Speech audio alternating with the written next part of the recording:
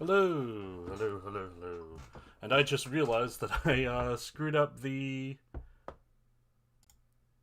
How can I? Can I go into the title and change it? Because I screwed up the title. I can do it from my YouTube page. I feel like there should be a way to do it from OBS.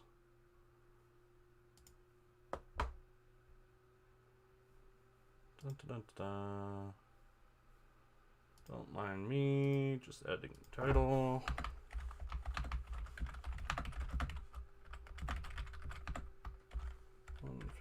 $152. Save. Oh, no, it's 153. Try that again. Okay, now the title's right. And now we can get to it. This game has a whole big intro, but I suppose I can go to it. Reset, soft reset. Now loading.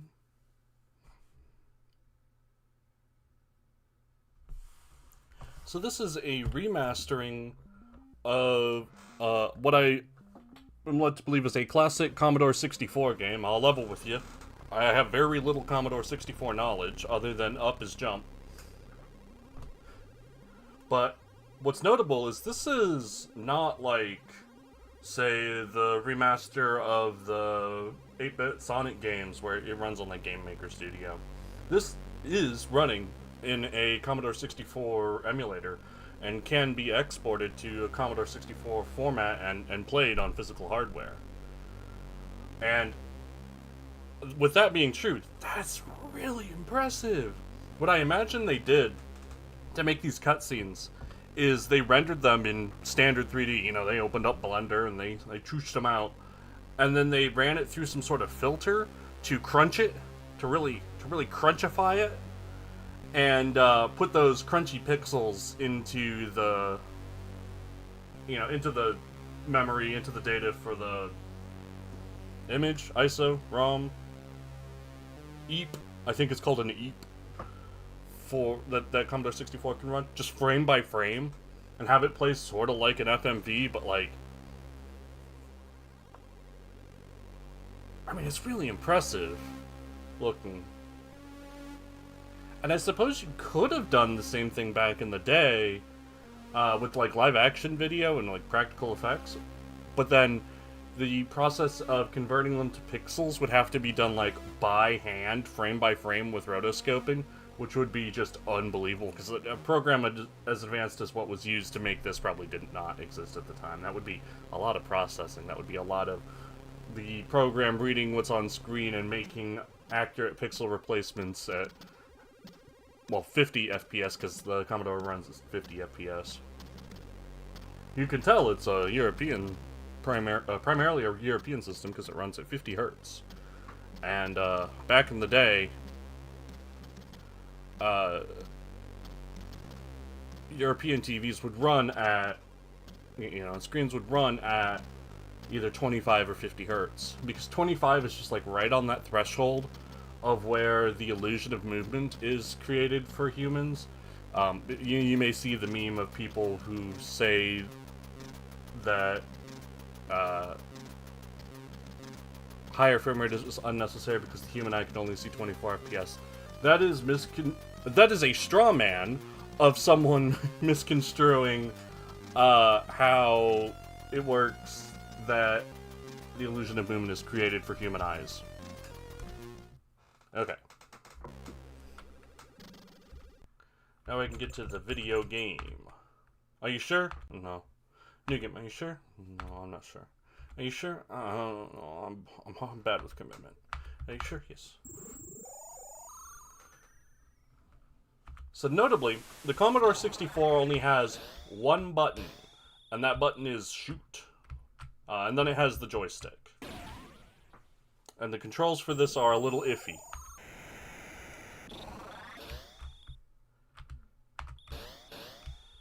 So the basic idea is that your primary enemy is these hives, they call them, that are made up of things. Things is good enough. And they're constantly being repaired by the hive drones. So you have to worry about those things getting in your way and crashing into them. And you need to find, you know, the sparklies. I don't remember what they're called. But, you know, you gotta get the sparklies. And whenever you get sparklies, you gain a invulnerability shield. However, it does not protect you from collision. Only from bullets. And there are some things that can shoot bullets at you. And you'll see more of those later. But you see, when you're flashing like blue and green, that means that you don't have to worry about being shot. You will very much have to worry about it later.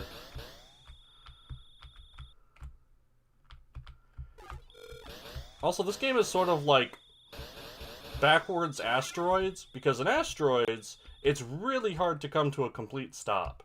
And in this game, it's really kind of hard to overcome momentum, to overcome inertia.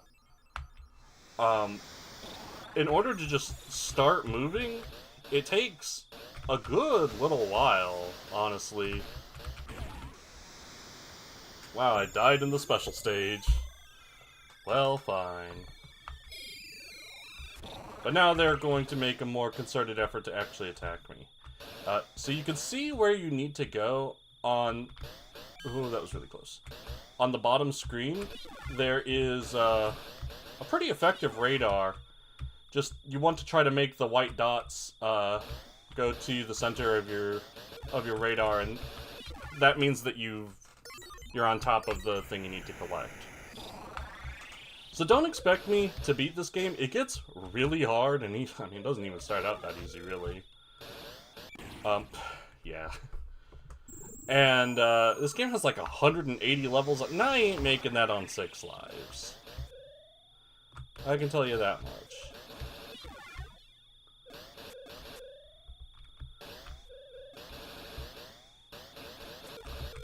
Hey, I got it in the second try.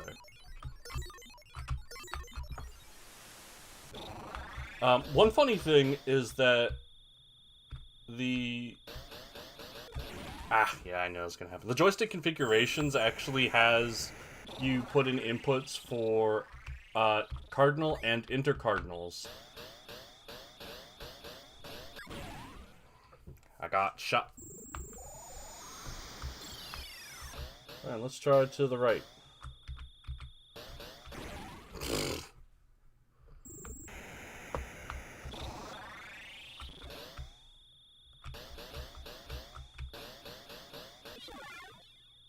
I made it through. Ooh, that was really close. Hey, I made it through another level.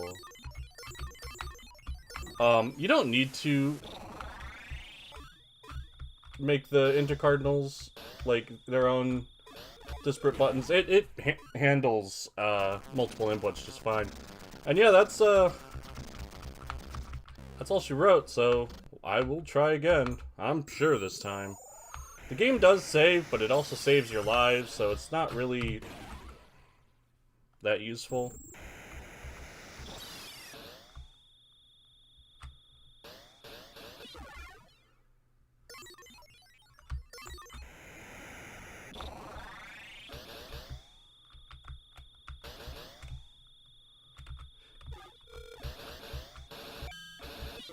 There we go. It is quite hard to like move around smoothly. It's a bit easier if you're moving quickly, because then you don't have to like overcome the initial inertia that's holding you still.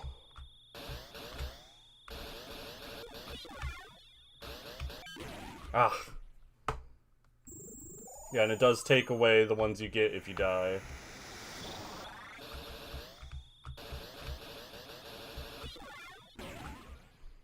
Went too fast. It's just the controls feel so unresponsive. Which I'm sure is pretty accurate to how the original was. Like, Commodore 64 games, there's a reason that the NES became a household name, and not the Commodore. I don't know what's going on in the back end for the controls to feel as unresponsive as they are, but it sure do.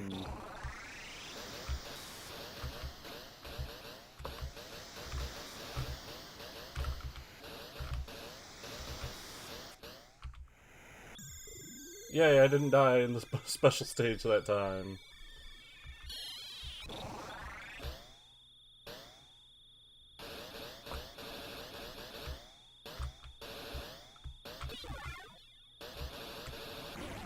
So going quickly has its pros and cons. On one hand, it means that you are more likely to get to a thing quickly and get the shield that protects you from the bullets that you are just too sluggish to avoid. On the other hand, it means you're more likely to run into the stuff being built that you have no defense against.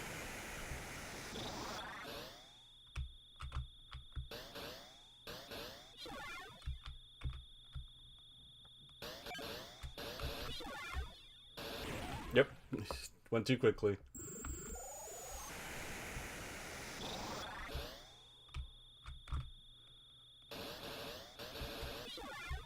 There is almost a puzzlishness to it, that there is a set of directions you can go where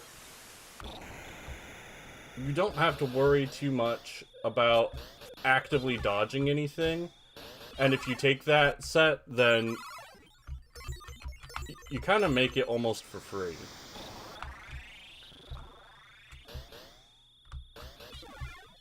So one way to get better at the game is to not worry about, like, making twitch decisions and movements at all, and just find a really good route that gets you through.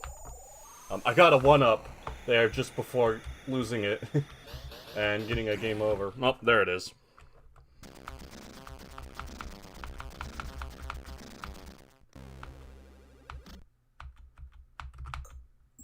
So let's try again.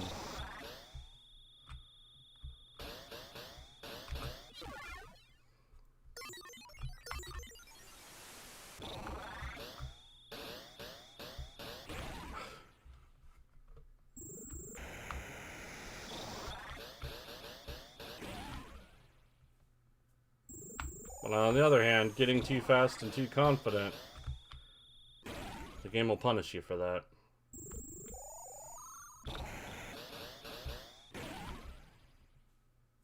Yeah, that set of inputs doesn't quite make it. Let's just game over.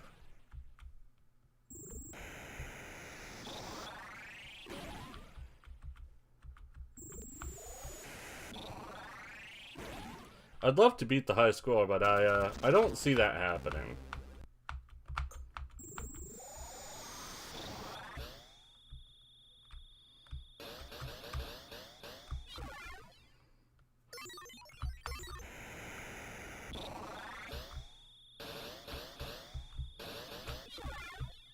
I'm also not sure how score is calculated, if it's based on like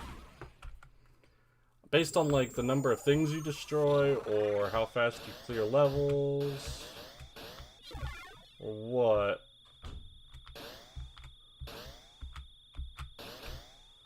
Because if there's a good way to farm points, then you would want to do that to farm 1-ups.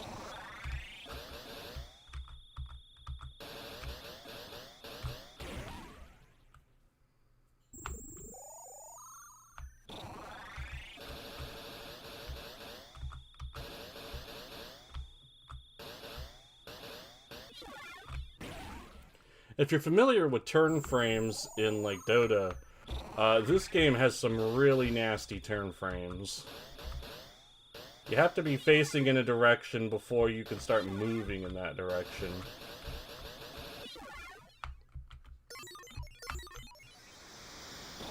So if you're facing backwards, that means that there is a long delay from when you intend to move in a direction and when you actually start moving that way. And that easily becomes problematic. Which means you really have to plan your movements ahead of time. Very bumper cars-y.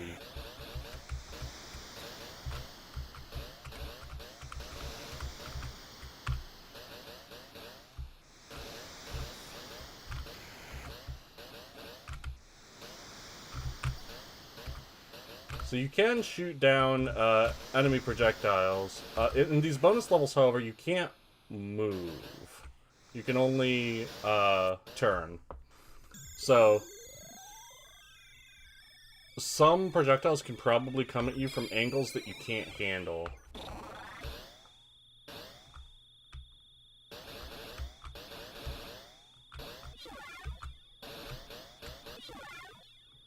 Ah, I was hoping I'd make it in time. You're just so slow.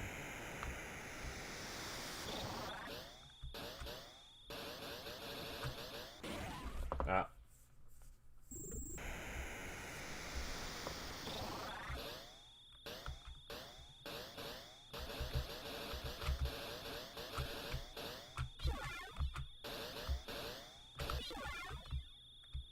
A lot of Commodore 64 games were very short, and so they made up for that to have like full game experiences by being really hard and having you have to start over all the time. They essentially had an arcade mentality of wanting the player to fail, but for a very different reason. Arcade games want to get players to either get off the machine or put in another quarter, but Commodore games wanted the players to have to try a bunch of times over and over again without succeeding so that they played it for longer.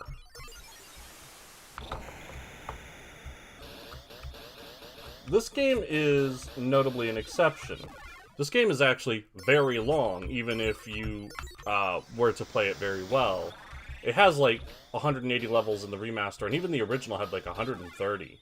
And that's because the levels are actually, well, it says procedurally generated. I'm not sure if that's quite the right terminology, because they're the same every time, but they, were not hand-designed, if that makes sense.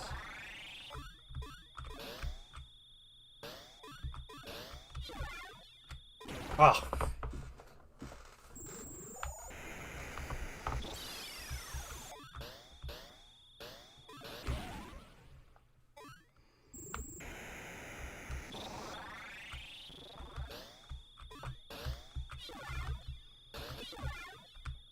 Ah, and then I ran right into it.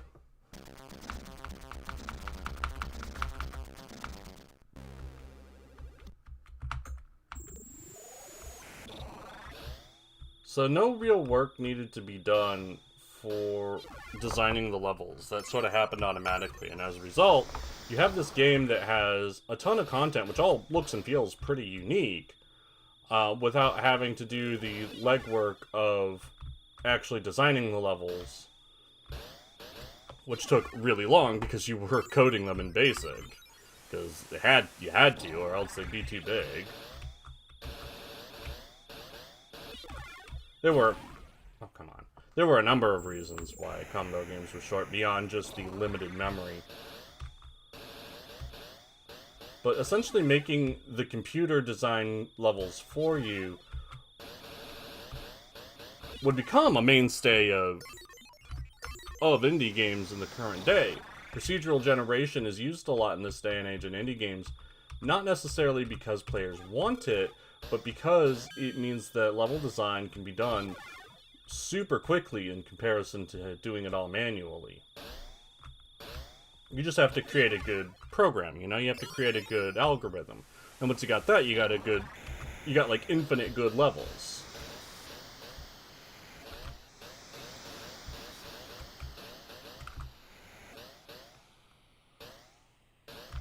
Ah. The bonus levels are randomly chosen from a set of a limited number.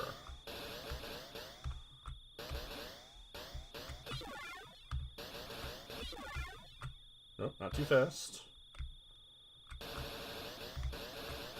Oh, right in front of it.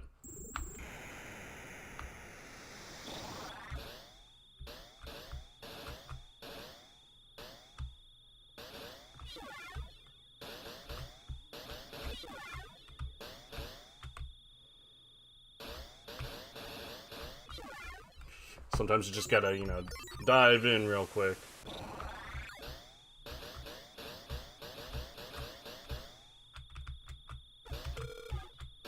Yep, I felt just so stuck from the inertia.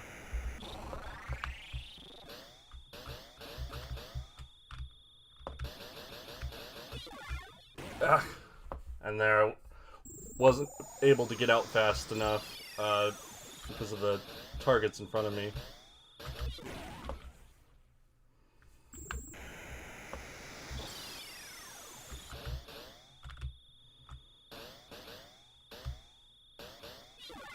Okay, I got it that time. Memorization of patterns and challenges is a lot more important in this game than having good reflexes. Because no matter how good your reflexes are, you essentially will never react to something before it happens, you know? And if you wait until it's happened to notice it, then it's too late. So you have to know ahead of time what's going on, and then you can quote-unquote react to it. See, I saw what was coming, but it was too late.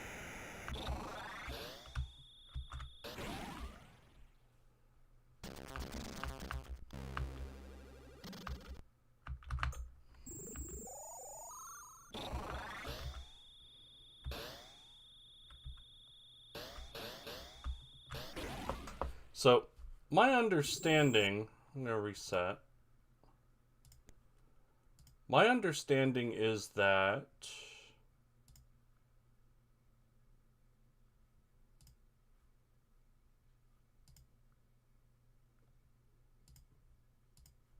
if you hit a certain input...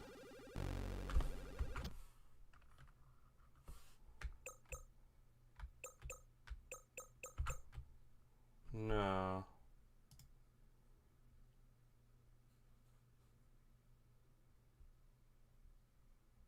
Then you have infinite lives.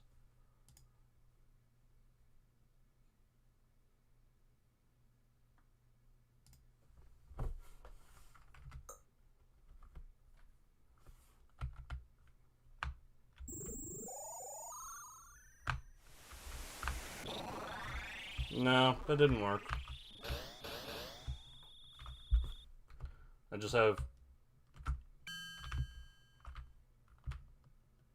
just have two, basically, joysticks set up.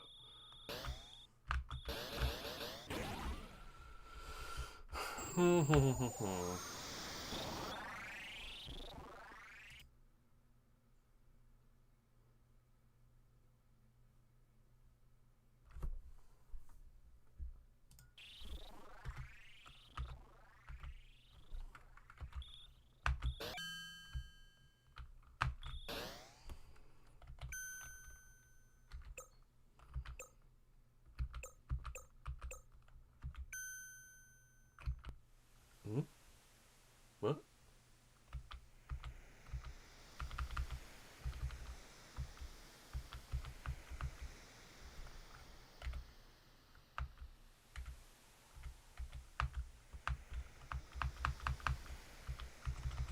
I'm sorry? I have no idea what this is.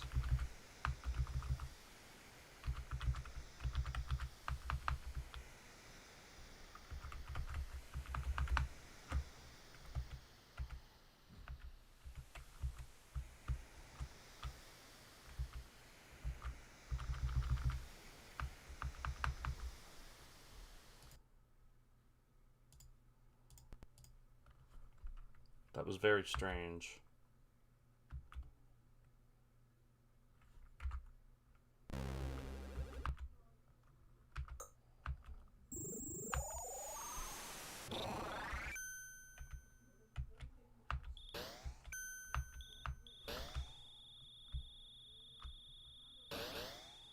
appeared there was some sort of menu. I guess I can only activate it on the main screen.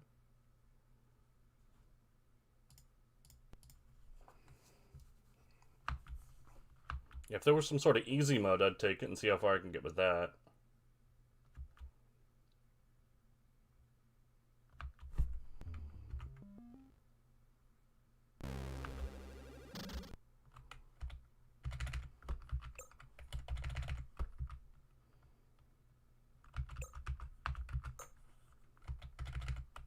How did I access it?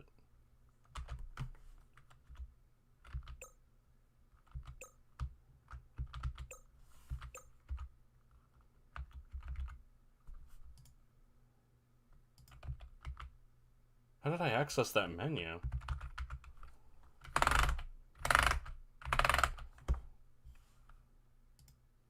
Let's look at the itch page, see if I can find something.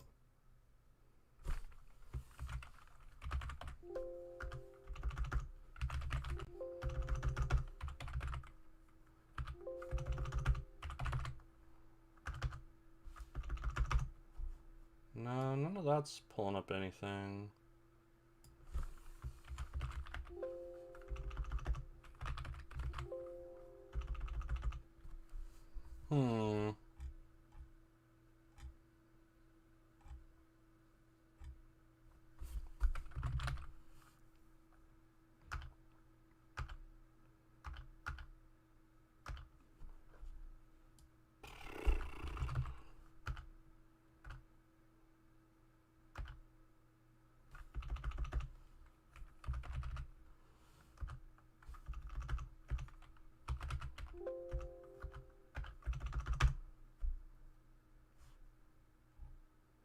It says trainer version designed for novice players. What does that mean?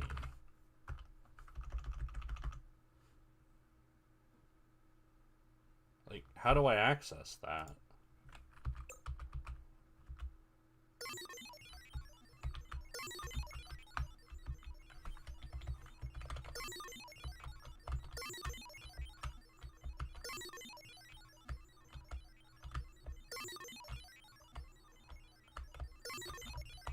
I'm pressing 1 and 2 is weirdly...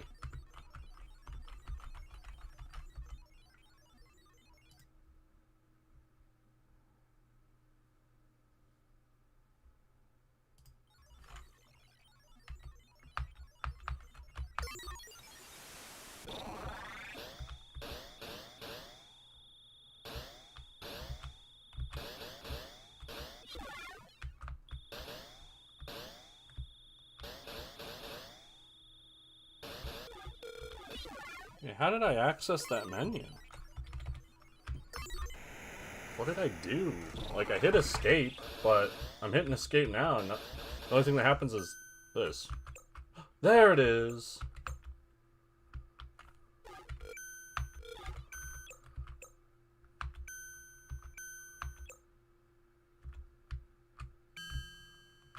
It says I can change the engines. Oh, that gives a little bit of momentum.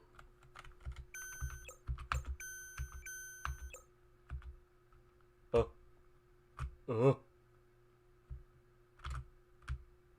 and this gives a lot of momentum.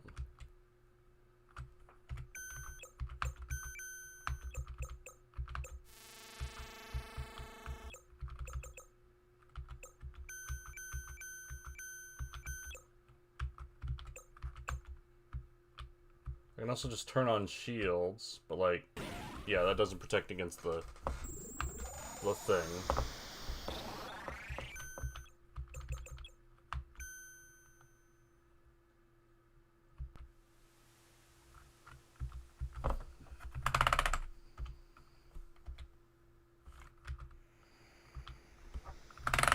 It was like, hit the key to return. I'm hitting keys. That's it. It was control.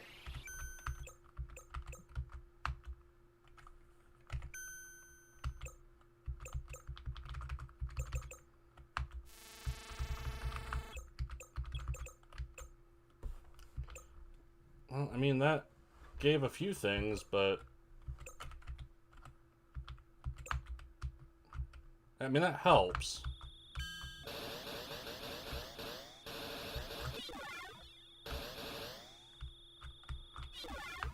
But... that's not what I wanted, which is, you know, more lives.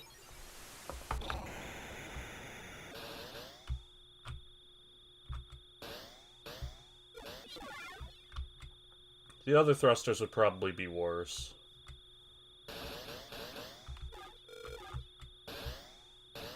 Because then I'd have to worry about sliding into things, you know?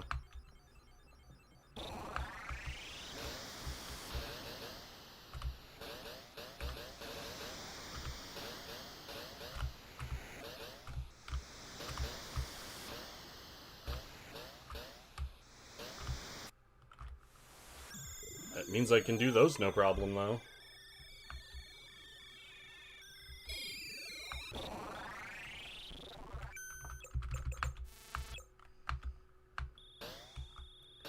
Yes, I'll take some shields, please and thank you.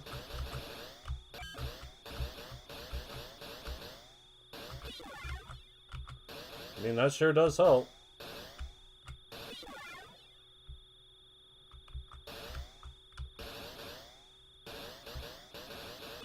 Sure, now the game feels a bit more playable now that I can just ignore the fact that I'm being shot at.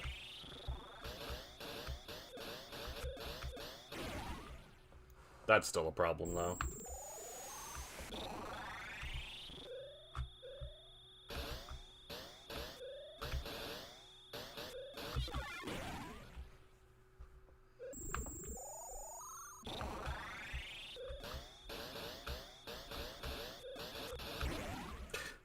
Like, that's way too many things to keep track of, right? I'm not crazy?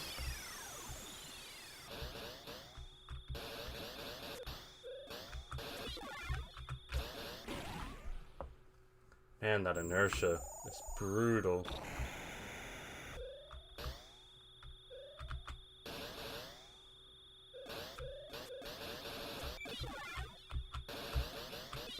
There, got it.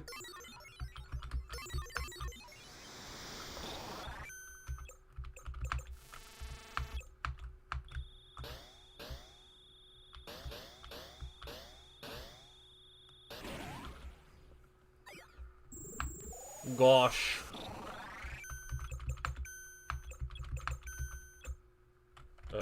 Shield, please.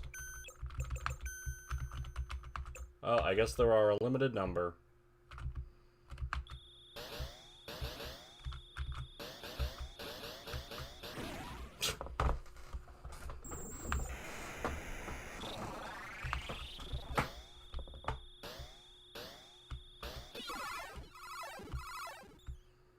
Got the one up.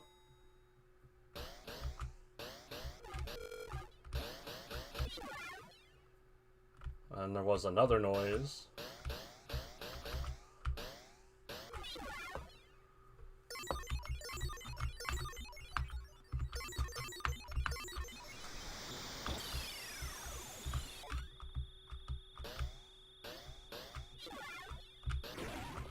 Yeah.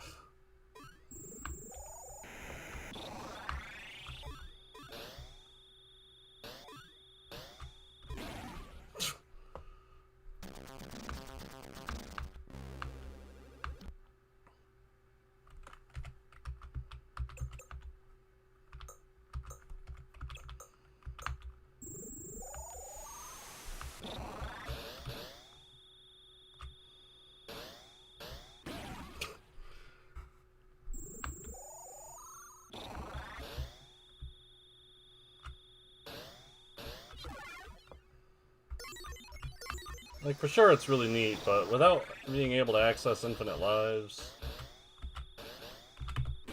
it's not very playable.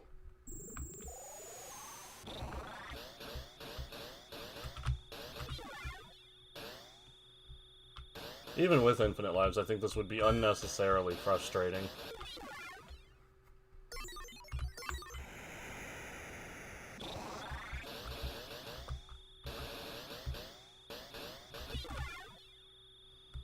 You know, the repairing things just move too fast for you to be able to react to. So you just sort of have to hope you're not in their way when you go for it. And double so for when they start shooting. I mean, it's just nonsense.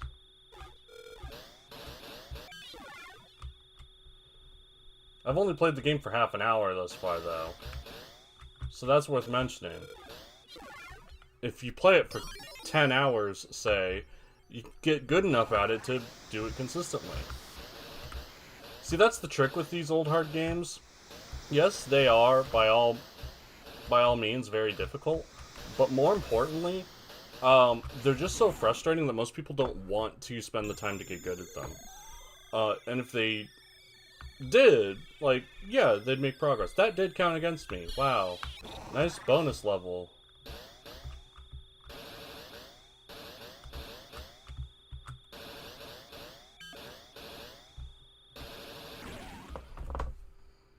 I don't know what you want from me, you know?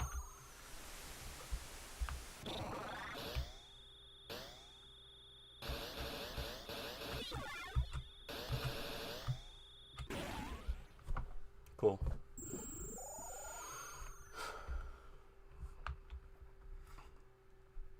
It's just not a game for humans to play, these Commodore games.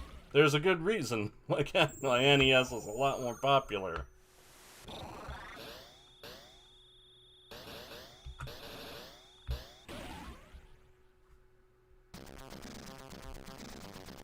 I'm gonna look one more time for maybe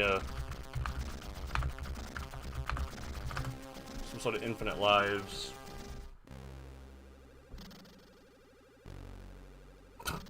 Load to reset the game, then execute the following basic commands before running or restarting the program. No.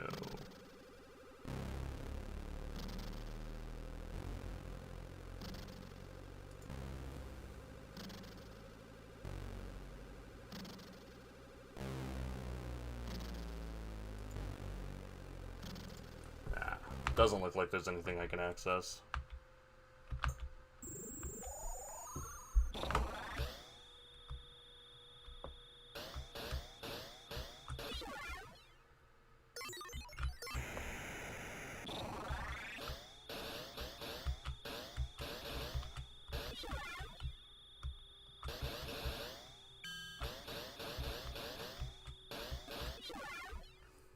Like, you get better at it as you play, but with how many levels there are, consider how few have, like, managed to get with any sort of consistency, and it just feels hopeless to play.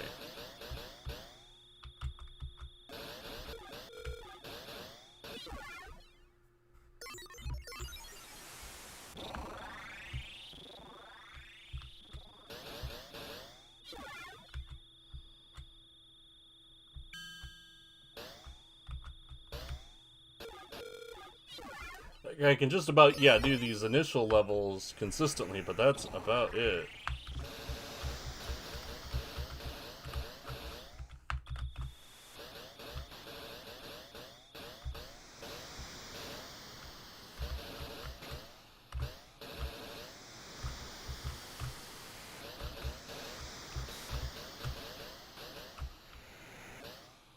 Hey, looks like I got him.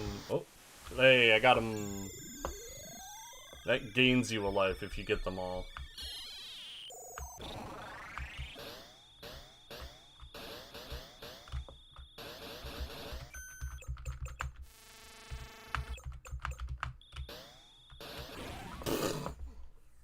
Immediate death.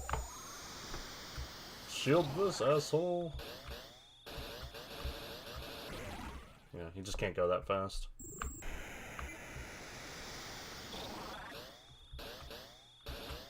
It becomes a routine, a sort of choreography that you need to do if you want to get good at this. You don't look at the screen, you look into your mind's eye, into your memory, and that's how you can beat it, and that I'm just not interested in. And once you get that, well, I imagine it's not very hard. Because the game can't throw anything new at you.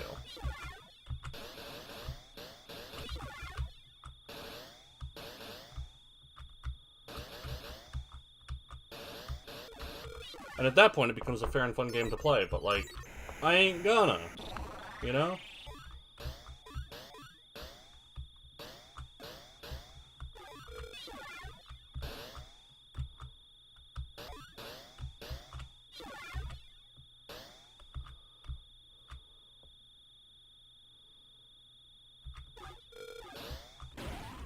Right as my shield ran out.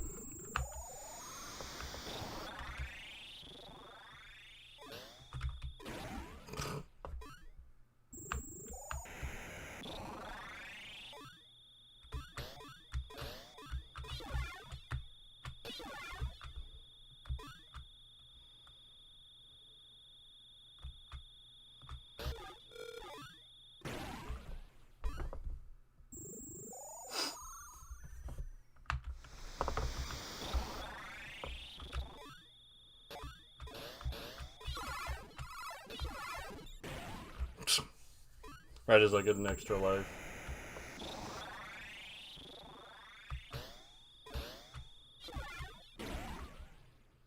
Okay. That's enough of that.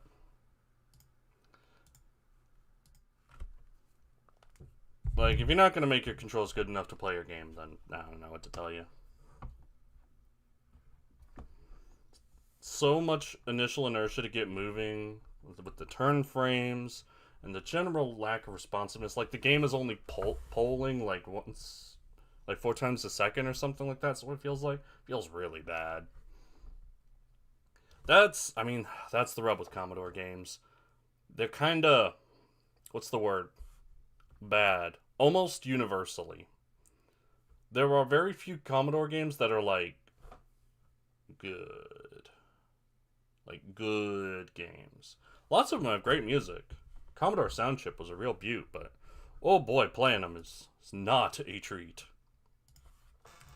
But let's see what is...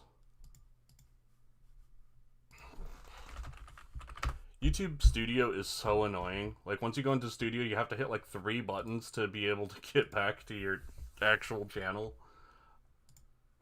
Next is Anun, which is about Gaelic lore, I think. It's a Gaelic-inspired story. So